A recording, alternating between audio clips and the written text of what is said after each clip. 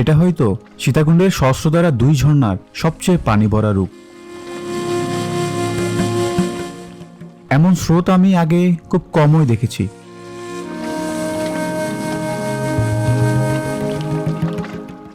আজ শুধু এই ঝর্ণাই নয়, নতুন অজস্রধারা ঝর্ণাও এক্সপ্লোর করব, যেখানে খুব কম মানুষ হয়ে যায়।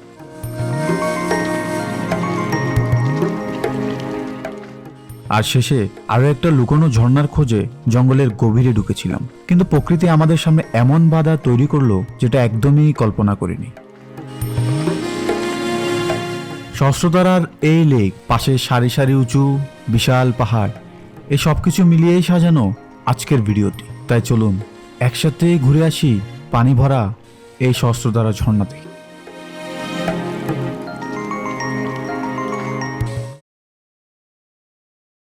সহস্রধারা যাওয়ার ক্ষেত্রে আপনি ঢাকা চট্টগ্রাম যেখান থেকে আসেন না কেন, আপনাকে নামতে হবে এই ছোট দারোগারহাট। এখান থেকে সিএনজি কিংবা টমটম নিয়ে সরাসরি চলে যেতে পারবেন ঝর্ণার টিকিট কাউন্টার পর্যন্ত। কি অবস্থা, কেমন আছেন সবাই? আছে এখন সহস্রধারাতে, আর সহস্রধারার দিকে যাচ্ছি।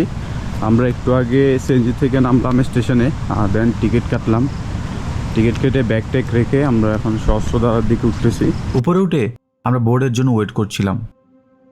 ঠিক একটু সামনে এগোতে আমাদের চোখে পড়লো বেড়িবাঁধ।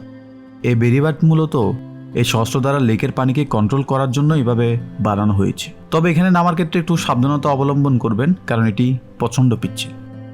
কিছুক্ষণের মধ্যে আমাদের বোট চলে আসলো। আমরা এক এক করে বোটে উঠে পড়লাম এবং লেকের সৌন্দর্য উপভোগ করতে করতে আমরা ঝর্ণার দিকে এগোতে থাকলাম।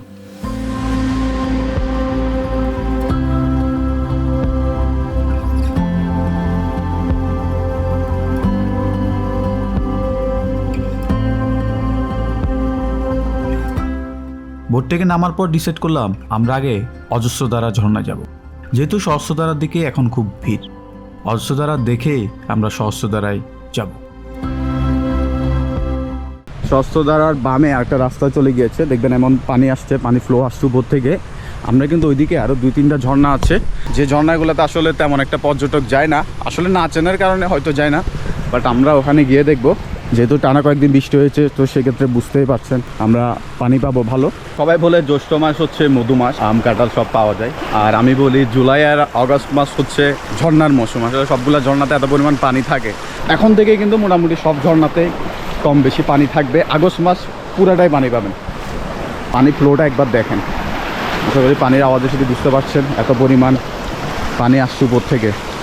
আমরা কিন্তু উপরের ঝর্ণাগুলোতে যাচ্ছি, যেটি বলেছিলাম। আমাদের সাথে আরও 3 জন অ্যাড হয়েছে যারা আমাদের সাথে যাবে উপরে।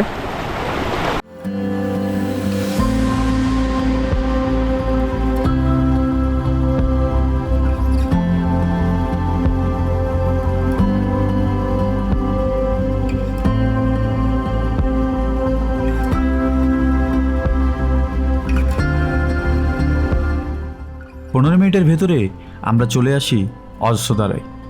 আমার সামনে এখন যে ঝর্ণাটি দেখতে পাচ্ছেন, এটি মূলত অজস্রধারা নামে পরিচিত। অনেকে সহস্রধারা এসে ঘুরে চলে যান, কিন্তু জানেন না পাশে খুব কম ট্রেকিংয়ে এমন একটি ঝর্ণার দেখা পাবেন। সে সাথে আকাশ পুরো কালো মেঘে ঢেকে গিয়েছে, যে কোনো মুহূর্তে আসতে পারে মুষলধারে বৃষ্টি।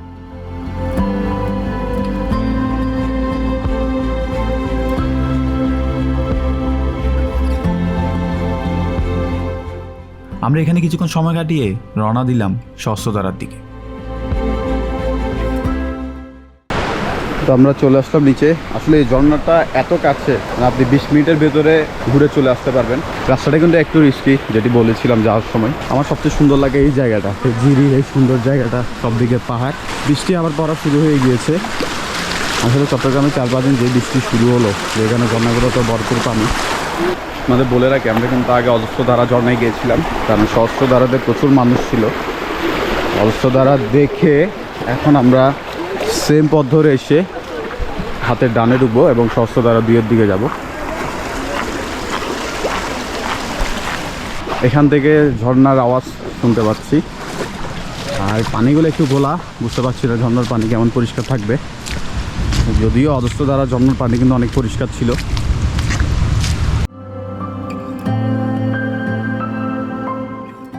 সহস্রধারার দিকে যতই এগোচ্ছিলাম, ততই বিস্মিত হচ্ছিলাম।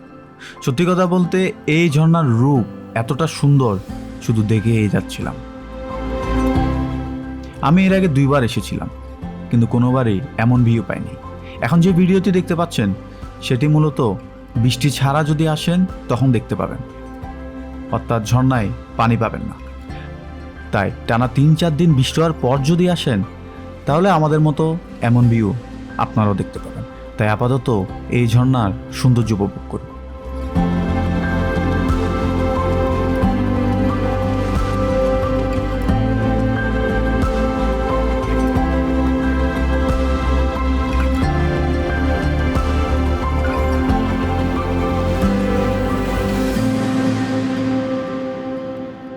আমাদের ঝর্ণা দেখার শেষ, বেরিয়ে যাচ্ছে এখান থেকে। আমরা ভরপুর পানি পেয়েছি, যেমনটা আশা করে এসেছিলাম ঠিক সেম ভিউটাই পেলাম। 3-4 দিন বৃষ্টি হওয়ার পর যদি আসেন তাহলে আমাদের মতোই পানি পাবেন। দ্বারা 2 ঝর্ণা দেখে আমরা ডিসাইড করলাম, যেহেতু হাতে সময় আছে, পরে আরেকটা ঝর্ণা আছে যেটাতে প্রায় অনেকক্ষণ ট্রেকিং করার আগে, ডাবল ফলস নামে একটা ঝর্ণা এখানে আছে উপরে, যেটাতে আমি কখনো যাইনি। তো আমাদের সাথে 2-3 জন ভাই আছে, তারা বললো যে ভাই চলেন এটাতে ঘুরে আসি, 2-3 ঘন্টার মতো সময় লাগবে। অ্যাকচুয়ালি আই ডোন্ট নো কতক্ষণ সময় লাগে। তো সেক্ষেত্রে আমরা ওটার দিকে রওনা দিলাম। ওটা একদম পাশে, এটা হচ্ছে শস্যধারা ঝর্ণা। তার পাশে দেখবেন সোজা পাহাড়ের দিকে একটা রাস্তা উঠে গিয়েছে, ওই রাস্তা ধরে আমরা এখন হাঁটা শুরু করব। দেখা যাক কতক্ষণ সময় লাগে। যদি বৃষ্টি খুব বেশি হয় তাহলে আবার ব্যাক করব, তো দূরে যাওয়া সম্ভব না।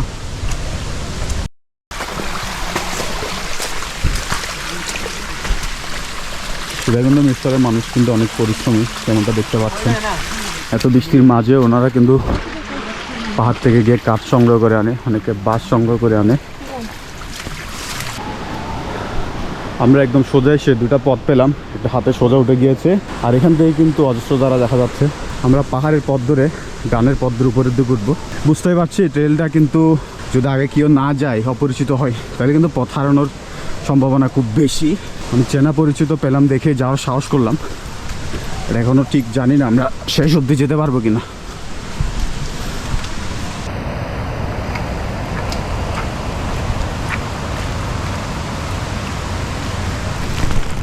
আমরা অনেকক্ষণ পাহাড়ে ট্রেকিং করার পর অবশেষে ঝিরিতে নামলাম, কিন্তু ঝিরিতে দেখলাম পানির অনেক ফ্লো, পানি দিয়ে যেতে আমাদের অনেক কষ্ট হবে, সেটা বোঝা যাচ্ছে।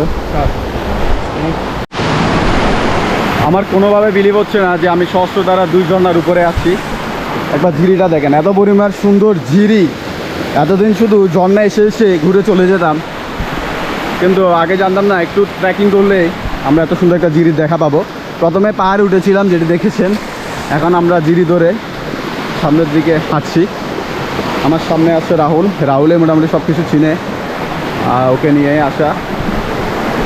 এখনও সঠিক জানি না কতক্ষণ হাঁটতে হবে, কারণ আমার সাথে যে 2 জন আছে তারা এসেছিল প্রায় 3 বছর আগে, যে কারণে তারা আসলে নির্দিষ্ট করে বলতে পারছে না। আর যেহেতু অনেক বেশি বৃষ্টি, ঝিরি থেকে অনেক বেশি পরিমাণে পানি, ঝিরিতে যদি পানি কম থাকতো তো বলাই চলে স্বাভাবিকভাবে আমরা অনেক তাড়াতাড়ি যেতাম। এখন যদি আমাদের 40 বা 50 মিনিটও লাগে, যদি ঝিরিতে পানি না থাকতো সেটা 15 থেকে 20 মিনিটের ভেতর হয়ে যেত। তারপরে আমরা একটা ভালো হোপ রাখছি, দেখা যাক কতক্ষণ সময় লাগে। এদিকে আবার কোমর পরিমাণ পানি। হ্যাঁ, মোবাইলটা নিয়ে নিতে হবে, অনেক বেশি পানি। সামনে আরও বেশি পানি, মোবাইলটা নিয়ে নে। কখনো হাঁটু সমান পানি, কখনো কোমর সমান পানি, যেমনটা দেখতে পাচ্ছেন। সাবধান। আর সে সাথে অনেক বেশি স্রোত। ঝিরিতে কিন্তু মজাও আছে, আবার যখন পানি বেশি থাকে তখন অনেক রিস্ক, এটা বলাই চলে।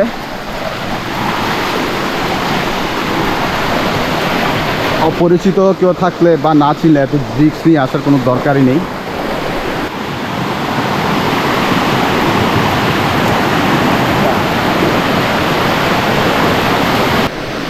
দশ মিনিট বৃষ্টি পড়ার পর পানির পরিমাণে কিন্তু অনেক বেশি বেড়ে গিয়েছে, দেখতে পাচ্ছেন।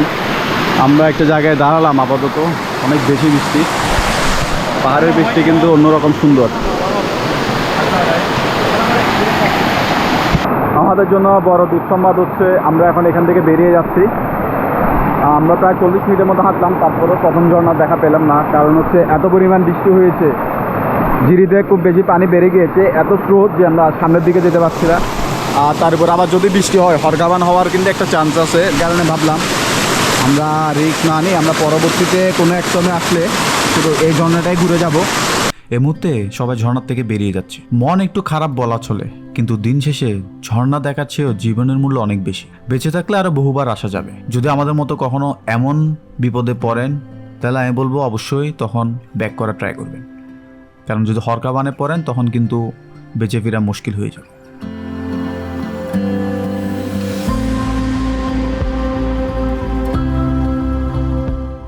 সবশেষে দেখতে পেলাম আমাদের বোটও এসে দাঁড়িয়েছে, আর আমরা এখান থেকে এখন বেরিয়ে যাচ্ছি।